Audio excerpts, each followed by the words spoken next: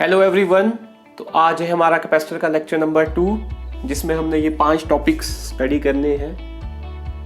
First है dielectric constant, number 2 है electric susceptibility, number 3 है relation between dielectric constant and electric susceptibility.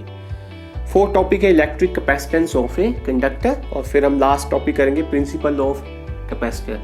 1 by 1 study करते हैं सबको। फर्स्ट टॉपिक से स्टार्ट करते हैं डाइलेक्ट्रिक कांस्टेंट से। डाइलेक्ट्रिक कांस्टेंट को आप किस तरह से डिफाइन करते हैं, वहां से स्टार्ट करते हैं। तो डाइलेक्ट्रिक कांस्टेंट के को सिंपली आप डिफाइन करते हैं, it is the ratio of strength of applied electric field, जिसको आप ई नॉट से डिनोट करते हैं, to the strength of reduced value of electric field। और ये reduced value कब आएगी? when dielectric is placed between the parallel plate। और इसको आप डिनोट करते थे E से। मैं लास्ट लेक्चर में मैंने ये आपको बताया होगा। तो सिंपली अगर मैं यहाँ पे K को मैथमेटिकली ड्राइव करूं तो K सिंपली होता है E not divided by E। और जो आपके पास ये E होता है reduce value of electric field, ये होती है आपके पास E not minus EP। Means जो आपके पास E है वो लेस देन है E नॉट से। ठीक है, जो आपके पास यहाँ पे डिनोमिनेटर वाली टर्म है वो कैसी है? लेस है, यहाँ माइनस हो रही है, लेस है, इसलिए K हमेशा ग्रेटर देन होता है 1। 1 से जो K का आंसर होएगा वो 1 से बड़ा होता है। वैक्यूम के लिए K की वैल्यू 1 होती है, उसके अलावा K की वैल्यू ग्रेटर देन 1 होती है। तो ये सिंपली है डाइलेक्ट्रिक कांस्टेंट। इस डाइलेक्ट्रिक कांस्टेंट को हम सिंपली रिलेटिव परमिटिविटी भी कहते हैं। ठीक है, एप्सिलॉन आर रिलेटिव परमिटिविटी।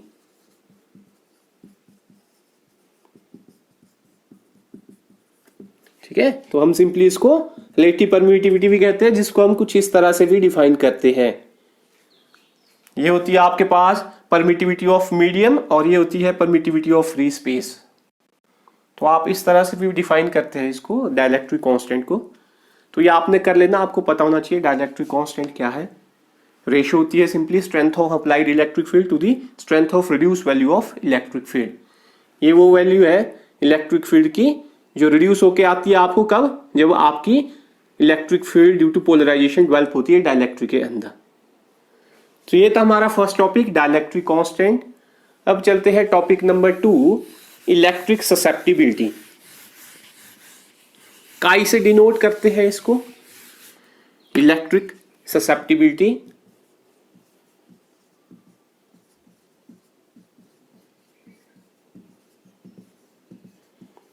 कुछ इस तरह से लिखते हैं हम chi symbol. Electric susceptibility simply indicate करता है डिग्री ऑफ पोलराइजेशन। जो इलेक्ट्रिक ससेप्टिबिलिटी होती है वो सिंपली इंडिकेट क्या करता है? Degree of polarisation of dielectric material.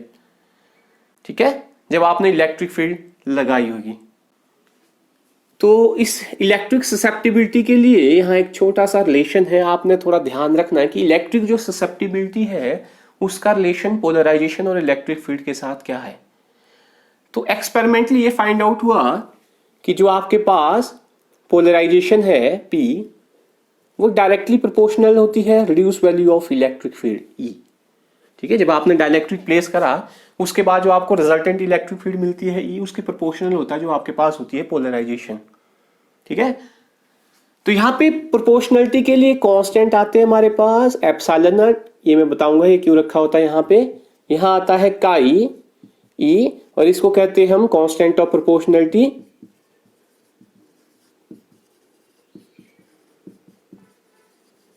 और ये डायमेंशनलेस होता है आपके पास, जो काई होता है कांस्टेंट ऑफ प्रोपोर्शनलिटी कहते हैं और उसको कहते हैं इलेक्ट्रिक ससेप्टिबिलिटी। और ये होता है आपके पास डायमेंशनलेस। ये जो एप्सिलॉन नॉट है ये यहाँ पे इसलिए लिखा जाता है ताकि ये आपके पास जो काई है इलेक्ट्रिक ससेप्टिबिलिटी है डायमेंशनलेस रहे। ठीक है, तो ये आपने छोटा सा एक रिलेशन याद रखना है, आगे आने वाले टॉपिक में यूज होता रहेगा। और जो इलेक्ट्रिक ससेप्टिबिलिटी होती है वो सिंपली इंडिकेट करती है degree of polarisation of dielectric material in response to the electric field. अब रिलेशन करते हैं इस इलेक्ट्रिक ससेप्टिबिलिटी काई और के डाइलेक्ट्रिक कांस्टेंट के बीच। तो रिलेशन बिटवीन के एंड काई, छोटा सा रिलेशन है, कर लेना। रिलेशन बिटवीन के डाइलेक्ट्रिक कांस्टेंट एंड काई। देखते हैं जरा आंसर क्या आता है। इंटरेस्टिंग आंसर है। मैंने कहा था आपको कि जो के है डाइलेक्ट्रिक कांस्टेंट है वो हमेशा ग्रेटर देन 1 होता है। वैक्यूम के लिए के इक्वल टू 1 होता है, ठीक है। बाकी मटेरियल के लिए के ग्रेटर देन 1 होता है। अब देखते हैं जरा यहां पे आपके पास क्या रिलेशन बनता है। तो शुरू करते हैं reduce value of electric field से, ठीक है। आपके पास पैरेलल प्लेट था, आपने उसके बीच एक डाइलेक्ट्रिक प्लेस करा, इंसर्ट करा, ठीक है। तो जो reduce value of electric field आपको मिलेगी, reduce value of electric field जो आपको मिलेगी वो होती है E equal to E naught minus EP. यहां पे मैं ये बता देता हूं आपको ई नॉट क्या है, ईपी क्या है, ठीक है। डायग्राम बनाना तो बना सकते हो आप। ई नॉट है जो आपने इलेक्ट्रिक फील्ड लगाई है या आपने डाइलेक्ट्रिक रखा है यहां पे, ठीक है। यहां पे एक इलेक्ट्रिक फील्ड प्रोड्यूस हुई, electric field due to polarisation. तो जो आपको रिजल्टेंट इलेक्ट्रिक फील्ड मिलेगी ई नॉट इस डायरेक्शन में है, ईपी इस डायरेक्शन में है। तो आपको रिजल्टेंट मिलेगी इन दोनों को माइनस करके, ई नॉट माइनस ईपी। ये यहाँ पे ई नॉट है अप्लाइड इलेक्ट्रिक फील्ड, ईपी है electric field due to polarisation. अब इन दोनों पे आता हूं मैं। अगर मैं यहाँ बात करूं, जो आपके पास ई नॉट होता है, ये मैंने कंडक्टर की प्रॉपर्टी में भी आपको बताया था, ठीक है। तो जो ई नॉट होता है वो होता है सिग्मा अपॉन एप्सिलॉन नॉट। और जो ईपी होता है आपके पास, ईपी होता है sigma P upon epsilon naught. जो यहाँ पे सिग्मा पी है ये होती है surface charge density due to polarization, और ये इक्वल टू होती है पी, कैपिटल पी पोलराइजेशन के। मींस मैं ऐसे यहाँ पे लिख सकता हूँ, ईपी है जो आपके पास होता है पी अपॉन एप्सिलॉन नॉट। तो यहाँ पे आपने क्या करना है, इसको इक्वेशन नंबर 1 दे दीजिए आप, और इसमें यहाँ पे आपने ईपी की वैल्यू पुट कर देनी है जो है आपके पास पी अपॉन एप्सिलॉन नॉट। तो आप पुट कर दीजिए। तो ई आएगा आपके पास ई नॉट माइनस ईपी की वैल्यू आ जाएगी पी अपॉन एप्सिलॉन नॉट। अभी हमने टॉपिक करा जो अभी मैं इलेक्ट्रिक ससेप्टिबिलिटी का आपको बता रहा था कि एक्सपेरिमेंटली क्या फाइंड आउट हुआ, उससे हमने एक छोटा सा रिलेशन निकाला था। यहाँ पे मैं ब्रैकेट में लिखता हूँ कि जो आपके पास पी होता है वो होता है एप्सिलॉन काई ई। तो आप पोलराइजेशन की ये वैल्यू यहाँ पे पुट कर सकते हैं, ठीक है। जो ये पी की वैल्यू ये वाली है, ये आप यहाँ पे पुट करके देखिए। तो ये आएगा आपके पास E equal to E naught minus P की वैल्यू आ जाएगी epsilon chi E divided by epsilon naught. Epsilon naught हो गए कैंसल। इस काई ई को आप इधर को ले आइए और ई कॉमन ले लेना आपने। तो ये बन जाएगा आपके पास ई इधर माइनस का है, लेफ्ट हैंड साइड में हो जाएगा प्लस का, chi E equal to E naught. इस टर्म और इस टर्म में ई कॉमन है तो ई कॉमन ले लीजिए, ठीक है। इन दोनों टर्म में ई कॉमन है तो मैंने यहां पे ई कॉमन ले लिया। यहां पे रह गया आपके पास 1 प्लस इधर रह गया आपके पास काई, यहां है आपके पास ई नॉट। इस ई को ले जाइए इधर को डिवाइड में, तो यहां रहेगा आपके पास 1 plus chi equal to E naught upon E. Strength of applied electric field to the strength of reduce value of electric field, ये इक्वल टू होता है कैपिटल के डाइलेक्ट्रिक कांस्टेंट, ठीक है। तो आपके पास अगर मैं कहूं रिलेशन बना 1 प्लस काई इक्वल टू के। तो जो आपके पास के है डाइलेक्ट्रिक कांस्टेंट है, यहां देखिए आंसर क्या है 1 प्लस समथिंग है, काई है यहां पे ऐड हो रहा है 1 में। तो जो के है वो ग्रेटर देन होता है 1।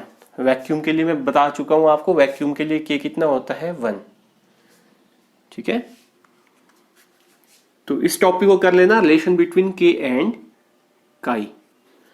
अब चलते हैं इलेक्ट्रिकल कैपेसिटेंस पे, इलेक्ट्रिकल कैपेसिटेंस ऑफ कंडक्टर।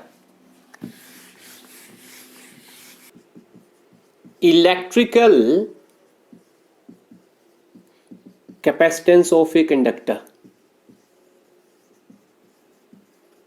यहाँ पे कंडक्टर के लिए हम कैपेसिटेंस को डिफाइन कर रहे हैं, तो कैपेसिटेंस को आप सिंपली डिफाइन करते हैं ability to store the electric charges.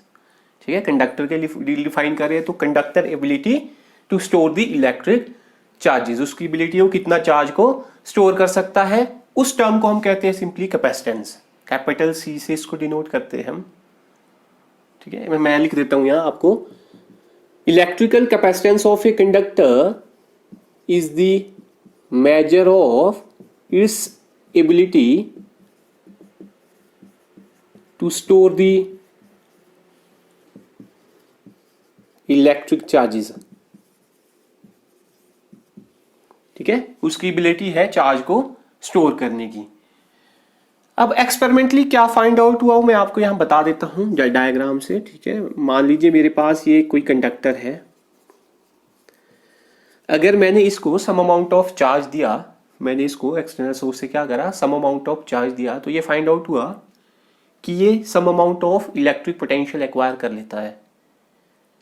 अगर मैंने वो चार्ज का अमाउंट इंक्रीज करा, मैं ज्यादा से ज्यादा चार्ज यहां अप्लाई करता हूं, देता हूं इसको कंडक्टर को, तो जो ये इलेक्ट्रिक पोटेंशियल एक्वायर करेगा उसकी वैल्यू भी इंक्रीज होती रहती है। तो ये मैं मान के जा रहा हूं, मान लीजिए मैंने इसको क्यू अमाउंट ऑफ चार्ज दिया यहां पे, और जो इसका पोटेंशियल इंक्रीज हुआ वो हुआ मान लीजिए वी अमाउंट से। तो मैं सिंपली कह सकता हूं अगर मैं चार्ज इंक्रीज करूंगा तो पोटेंशियल भी ये ज्यादा एक्वायर करता रहेगा, और मैं सिंपली कह सकता हूं कि जो क्यू है वो प्रोपोर्शनल होता है वी के, डायरेक्टली प्रोपोर्शनल होता है वी के। यहां पे कांस्टेंट ऑफ प्रोपोर्शनैलिटी के लिए आता है सी, और इसी को हम कहते हैं इलेक्ट्रिकल कैपेसिटेंस। जो कांस्टेंट ऑफ प्रोपोर्शनैलिटी है इसको हम क्या कहते हैं यहाँ पे, इलेक्ट्रिकल कैपेसिटेंस। कंडक्टर के लिए डिफाइन करें आप तो इलेक्ट्रिकल कैपेसिटेंस ऑफ कंडक्टर। और इसके लिए अगर मैं यहाँ पे फॉर्मूला बनाता हूं सी के लिए, तो वो बनेगा आपके पास C equal to Q upon V. और सिंपली मैं आपको कहूं तो जो कैपेसिटेंस है वो इक्वल टू होता है charge divided by potential. Unit भी आप यहीं से निकाल सकते हैं। अब इस सी पे चलते, ये जो इलेक्ट्रिकल कैपेसिटेंस है इसकी बात करते हैं, किस टर्म पे डिपेंड करता है, किस पे डिपेंड नहीं करता, ये आपको पता होना चाहिए। तो इधर करता हूं मैं, है ठीक है, इधर साइड में। तो जो आपके पास इलेक्ट्रिकल कैपेसिटेंस सी है वो डिपेंड करता है, depends upon number 1 depends upon shape and size. Conductor के लिए कर रहे हैं आप तो shape and size of the conductor, shape and size of the conductor. Shape means कैसा है उसका, जैसे आपके पास स्फेरिकल है, सिलेंड्रिकल है, किस तरह का है, पैरेलल प्लेट है। साइज हो गया 1D है, 1 डायमेंशनल है, 2 डायमेंशनल है, 3 डायमेंशनल है। दूसरा डिपेंड करता है नेचर ऑफ सराउंडिंग मीडियम, जिसमें आपने कंडक्टर को प्लेस करा है, जिस मीडियम में आपने कंडक्टर को प्लेस करा है उस पे भी डिपेंड करता है। बट डिपेंड नहीं करता है, डू नॉट डिपेंड। ठीक है, डिपेंड्स अपॉन के लिए 2 थे, ये फर्स्ट है, do not depend, depends upon nature of material of conductor. ठीक है, इन 2 टर्म पे डिपेंड करता है, depend upon shape and size of the conductor, कैसी शेप है, कैसा साइज है, नेचर ऑफ सराउंडिंग मीडियम, जिसमें आपने कंडक्टर रखा है, प्लेस करा है, ठीक है, उसके नेचर पे डिपेंड करता है, वो किस मटेरियल से बना हुआ जिसमें आपने प्लेस करा है। But do not depend upon nature of material of conductor. आपने कंडक्टर किस मटेरियल से बनाया है उस पर डिपेंड नहीं करता है जो आपके पास इलेक्ट्रिकल कैपेसिटेंस होता है ऑफ ए कंडक्टर। अब इसकी यूनिट की बात करते हैं, इस फॉर्मूले से निकालेंगे हम यूनिट इसकी। ठीक है, और जो इसकी एसआई यूनिट होती है वो फैरेड होती है। एसआई जो यूनिट है कैपेसिटेंस की वो आपके पास सिंपली होती है फैरेड, और कैपिटल एफ से आप इसको डिनोट करते हैं। और अगर मैं यहाँ डिफाइन करना चाहूँ तो कैसे करूँगा, 1 farad is equal to charge की यूनिट होती है कूलम और पोटेंशियल की होती है 1 वोल्ट।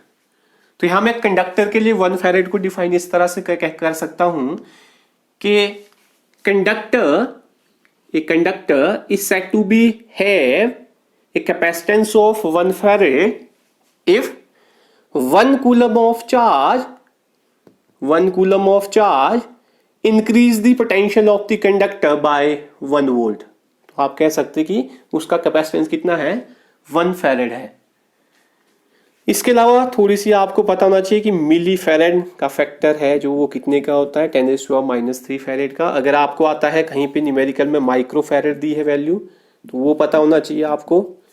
अगर आपको पिको फैरेड है तो पिको का फैक्टर भी पता होना चाहिए आपको। तो ये आपने न्यूमेरिकल के लिए अपने पास फैक्टर्स याद रखने हैं, ठीक है। अगर मिली फैरेड होगा तो इस तरह से कन्वर्ट करना है SI यूनिट में, माइक्रो फैरेड होगा तो ये, अगर पिको फैरेड आएगा तो ये। तो ये था electrical capacitance of a conductor, ठीक है। मैं दोबारा से बता देता हूं कैपेसिटेंस क्या होता है। सिंपली कंडक्टर की एबिलिटी है to store the electric charges. ये डिपेंड करता है shape and size of the conductor, nature of surrounding material, but independent होता है या डू नॉट डिपेंड करता है किस पे, nature of material of conductor. इसकी जो SI यूनिट होती है वो होती है फैरेड, कैपिटल F से डिनोट करते हैं आप, ठीक है। और मैंने इसको डिफाइन करा आपके लिए, और फॉर्मूला आपने ध्यान में रखना ये वाला, C जो इक्वल टू होता है Q/V। अब करते हैं हम प्रिंसिपल ऑफ कैपेसिटर, ठीक है। कैपेसिटर करेंगे हम पहले तो ये बता देता हूं आपको कैपेसिटर क्या होता है। कैपेसिटर सिंपली डिवाइस है to store the large quantity of electric charges. Device है जो क्या करता है, इलेक्ट्रिक चार्जेस को स्टोर करता है। प्रिंसिपल ऑफ कैपेसिटर करेंगे हम, फिर उस प्रिंसिपल ऑफ कैपेसिटर के बेस पे हम एक कैपेसिटर की डेफिनेशन बनाएंगे लास्ट में, ठीक है। तो करते हैं प्रिंसिपल ऑफ कैपेसिटर, अच्छे से समझना आपने। प्रिंसिपल ऑफ कैपेसिटर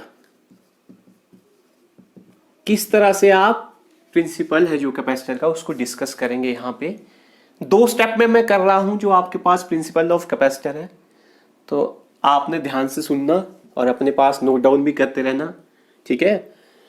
कंसीडर करिए, मान लीजिए मेरे पास एक इंसुलेटेड मेटल प्लेट है, ए नाम दे दिया मैंने इसको, इंसुलेटेड मेटल प्लेट ए कंसीडर करी है।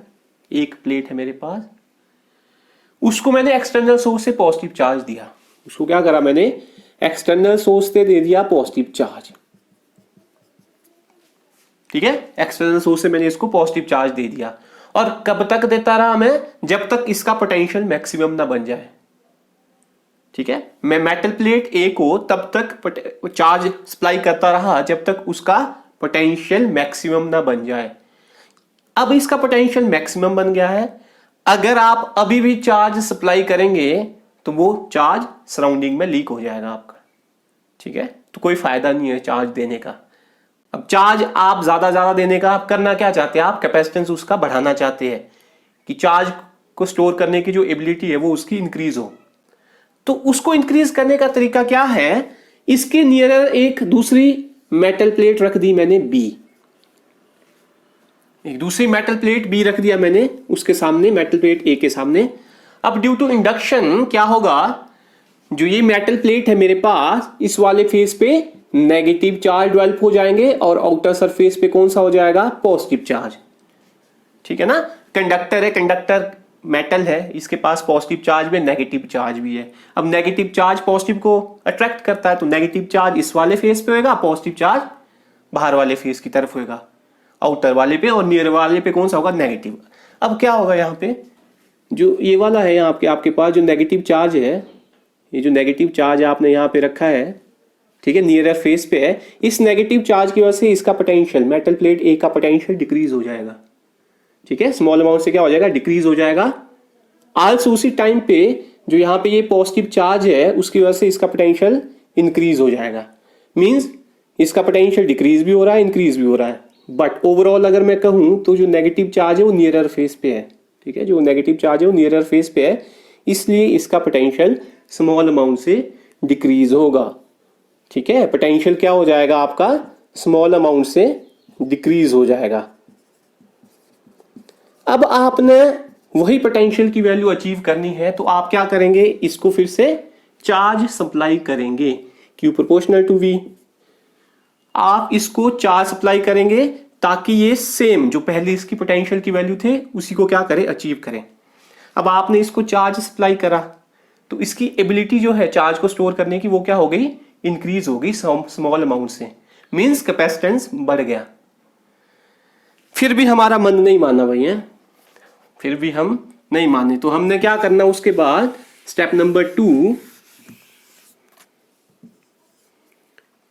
जो मेटल प्लेट बी का आउटर सरफेस है उसको हमने कर दिया अर्थड, उसको हमने क्या कर दिया, अर्थ कर दिया। अब क्या होगा, ध्यान से सुनना, मेटल प्लेट जो बी है वो हमने अर्थड करी है, तो क्या होगा कि जो नेगेटिव चार्ज है वो स्ट्रांगली बाउंड है इन पॉजिटिव के साथ, क्योंकि नेगेटिव पॉजिटिव अट्रैक्ट करते हैं, तो इतनी इजीली अर्थ नहीं होगा। बट जो आउटर फेस पे पॉजिटिव था वो पॉजिटिव क्या हो रहा था, रिपेल हो रहा था, इसलिए वो इजीली क्या हो जाएंगे, अर्थड हो जाएंगे। अब जो यहाँ पे पॉजिटिव चार्ज थे जो थोड़ा बहुत इसका पोटेंशियल बढ़ा रहे थे वो अब नहीं है, अब सिर्फ मेटल प्लेट बी पे आपके पास कौन से चार्ज है, नेगेटिव चार्ज है। तो नेगेटिव चार्ज इसका पोटेंशियल क्या कर देंगे, अब लार्ज अमाउंट में डिक्रीज कर देंगे। पहले स्मॉल अमाउंट में पोटेंशियल डिक्रीज हुआ था, अब कैसे होएगा, पोटेंशियल जो डिक्रीज होएगा वो कैसे होएगा, अब लार्ज अमाउंट में होगा। ठीक है, फिर आप अगर पोटेंशियल की वही वैल्यू जो पहले थी शुरू में जब आपके पास एक मेटल प्लेट थी, अगर आप पोटेंशियल की वही वैल्यू अचीव करना चाहते हैं तो आप एक्सटर्नल सोर्स से फिर से क्या देंगे, इसको चार्ज सप्लाई करेंगे। ठीक है, आपने चार्ज सप्लाई करा, कब तक करेंगे, जब तक पोटेंशियल की वही वैल्यू आपको मिल ना जाए, तो आपने फिर से इसको चार्ज दिया, तो इसकी एबिलिटी है जो चार्ज को स्टोर करने की वो क्या हो गई, इंक्रीज हो गई है, मींस कैपेसिटेंस इंक्रीज हो गया है। तो अब उसके दो जो प्रिंसिपल ऑफ कैपेसिटर मैंने समझाया कि कैपेसिटर किस तरह से बनाते हैं हम। ठीक है, एक मेटल प्लेट ए है, उसके सामने बी रखते हैं और उसका एक आउटर जो बाहर वाला पार्ट है उसको क्या कर देते हैं, हम अर्थड कर देते हैं। तो इसके बेस पे मैं अब आपको कैपेसिटर की यहाँ डेफिनेशन बताना वाला हूँ। ठीक है, तो आपने ध्यान से सुनना, अपने पास आप नोट डाउन कर सकते हैं। कैपेसिटर सिंपली क्या होता है, arrangement of two metallic conductor so that when one conductor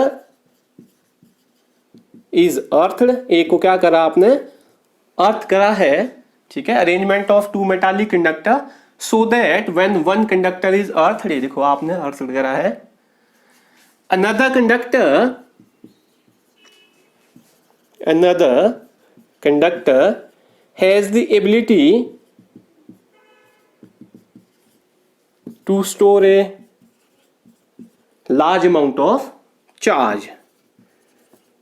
ये तो लग गया पता आपको कि लार्ज अमाउंट ऑफ चार्ज कैसे आया। ठीक है, क्योंकि इसका मेटल प्लेट ए का पोटेंशियल डिक्रीज हो गया था जब आपने इसको अर्थ करा ड्यू टू इंड्यूस चार्जेस, जो यहाँ नेगेटिव इंड्यूस चार्जेस थे। फिर आपने same amount of potential achieve करने के लिए इसको क्या करा, चार्ज सप्लाई करा, तो आपने इसको और चार्ज दिया, मींस इसका जो चार्ज को स्टोर करने की एबिलिटी है वो क्या हो गई, आपकी इंक्रीज हो गई। तो सिंपली मैं कहूं कैपेसिटर क्या होता है, arrangement of two metallic conductor so that when one conductor is earth another conductor has the ability to store a large amount of charge. तो इसको आप नोट डाउन कर सकते हैं। तो इस लेक्चर में इतना ही करते हैं प्रिंसिपल ऑफ कैपेसिटर तक। अगले में हमारे पास अब है पैरेलल प्लेट कैपेसिटर, जिसमें हम वैक्यूम के साथ ट्रीट करेंगे और डाइलेक्ट्रिक के साथ ट्रीट करेंगे। एक बार डाइलेक्ट्रिक रखेंगे बीच में, फिर एनर्जी स्टोर्ड इन कैपेसिटर, फिर न्यूमेरिकल की तरफ जाएंगे फिर आगे आने वाले लेक्चर्स में। तो ये आपने कर लेना अच्छे से। Thank you.